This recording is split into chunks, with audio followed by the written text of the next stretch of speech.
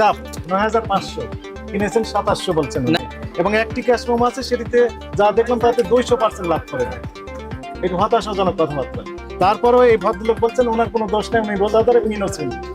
৫,১০০ ক্রয় মূল্য না না না আমি তো না না ক্রয় মূল্য হচ্ছে ৯৫৮০। ৮,৪৫০ টাকা মেবি ধরছিলেন আমার কাছে, মেবি কত টাকা ধরেছিলেন? ৮,৪৫০ টাকা মেবি। আপনারা কি বুঝতে পেরেছেন? মেবি ৮,৪৫০ টাকা দিলে উনি ৯,০০০ বিক্রি করতে পারবেন।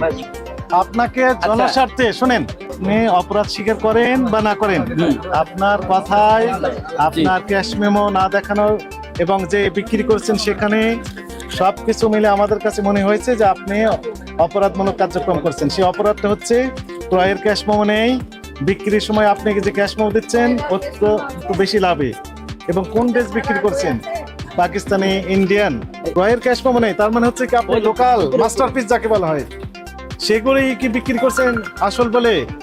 এই প্রোডাক্টটা কার্যক্রম টোটালি সন্দেহজনক। এই ইন্ডিয়ান ড্রেস বিক্রি করেন, পাকিস্তানি ড্রেস বিক্রি করেন, আমাদের আপত্তি নেই। আপত্তিটা হচ্ছে যে পেপারলেস বিজনেস তো করতে দেওয়া যাবে না।